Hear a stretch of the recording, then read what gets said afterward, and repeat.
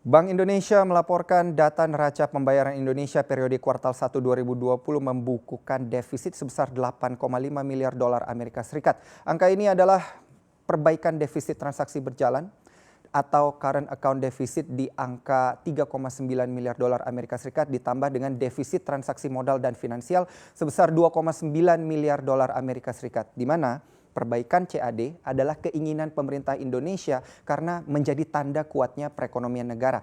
Namun, perbaikan kali ini sayangnya diikuti dengan lemahnya ekonomi akibat pandemi. Artinya, walaupun CAD berkurang, pemerintah belum boleh tenang. Seperti apa detailnya? Akan kami bahas hari ini dalam CAD berkurang.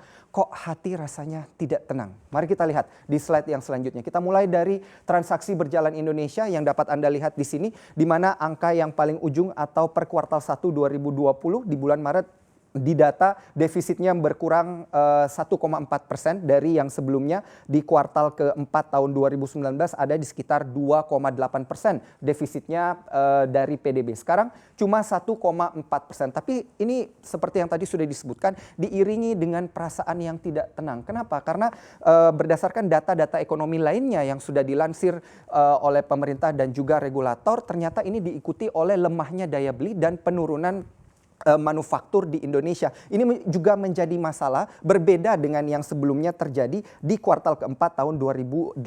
Di kuartal keempat tahun 2018 CAD terburuk yaitu di 3,72% dari PDB pada saat itu. Tapi pada saat itu walaupun CAD memburuk, geliat ekonomi di Indonesia sedang berapi-api. Kala itu karena memang Presiden Joko Widodo mendorong infrastruktur dan manufaktur untuk dapat lebih banyak lagi berkontribusi untuk pertumbuhan ekonomi. Sayangnya dengan penurunan defisit dari neraca transaksi berjalan saat ini diikuti juga dengan lemahnya daya beli dan perputaran roda ekonomi di Indonesia. Kita lihat di slide yang selanjutnya, walaupun CAD membaik di sini, ini tentunya menjadi kabar baik bagi rupiah karena dengan CAD yang membaik ini bisa menjadi satu modal bagi perbaikan nilai tukar rupiah setelah di bulan Maret kemarin. Karena di akhir bulan Maret kemarin kita melihat pandemi COVID-19 ini mendorong panic selling dari para investor dan juga banyak investor yang akhirnya keluar dari Indonesia, membuat rupiah kian melemah di sini karena narasi yang beredar di dunia global adalah cash is king. Namun sayangnya cash yang dimaksud di sini adalah dolar Amerika Serikat dan bukan rupiah. Sehingga banyak sekali rupiah yang ditukarkan. Ketika itu rupiah berdasarkan data dari Bank Indonesia sempat terpuruk ke level 16.500-an. Ini hampir menyentuh rekor di tahun 98 kemarin, namun untungnya tidak terjadi seperti itu. Kita lihat ada perbaikan rupiah di sini hingga level di tanggal 19 Mei 2020 di angka 14.760. Ini tentunya juga merupakan kontribusi dari perbaikan CAD karena tentunya didorong oleh lemahnya impor kita yang Anda tentunya sudah tahu impor dengan menggunakan dolar Amerika Serikat kian melemah. Tentunya karena lemahnya permintaan dolar Amerika Serikat, rupiah di sini bisa menguat terhadap dolar Amerika Serikat di angka 14.760. Kabar baiknya bagi rupiah dan bisa dijadikan modal. Begitu juga dengan dana lain yang dihimpun oleh Bank Indonesia yang melindungi pergerakan rupiah seperti devisa negara di sini. Penguatan rupiah bisa menjadi salah satu modal baik bagi devisa negara. Kita melihat data yang selanjutnya. Kalau kabar baik bagi rupiah, sayangnya ini kabar buruknya bagi PMI Manufaktur Indonesia. Tadi sudah kami sempat sebutkan bahwa penguatan atau minimnya berkurangnya defisit neraca transaksi berjalan diikuti dengan lemahnya daya beli dan perputaran ekonomi.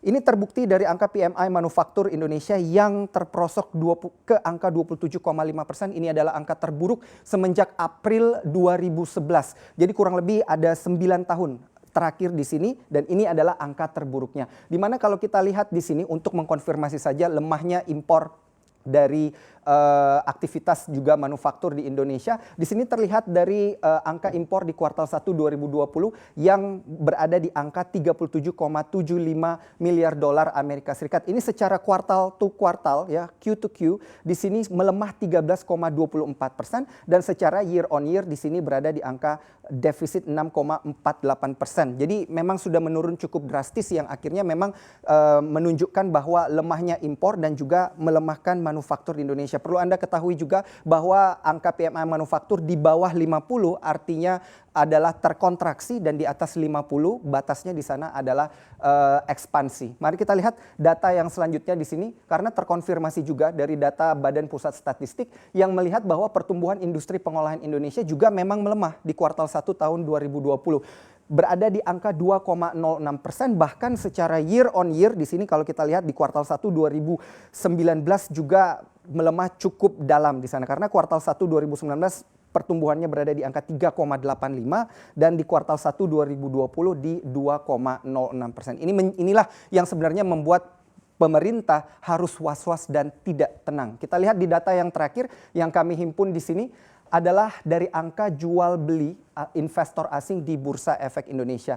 Kita melihat dan juga mungkin Anda sudah sering mendengarkan bahwa di kuartal 1 bahkan hingga di bulan April Mei 2020 ini secara year to date sudah sekitar 20-an triliun rupiah yang dana asing yang keluar dari Indonesia. Ini tentunya menjadi satu tantangan selanjutnya bagi para regulator, bagaimana caranya meyakinkan kembali investor untuk masuk ke pasar saham di Indonesia karena tentunya neraca modal dan finansial ini juga membantu ke depannya untuk meredam defisit neraca pembayaran Indonesia. Ini bisa menjadi satu strategi juga bagi pemerintah. Karena kalau kita lihat datanya di sini di kuartal 1 tahun 2020 dikatakan sudah net sell asing di pasar saham ini sudah berada 10,3 triliun rupiah. Kalau kita lihat dibandingkan dengan ke kuartal 1 tahun 2019 kurang lebih berada di 12,6 miliar rupiah untuk surplusnya. Jadi memang banyak sekali penurunannya. Dan yang terakhir di sini kepemilikan asing tidak hanya di saham,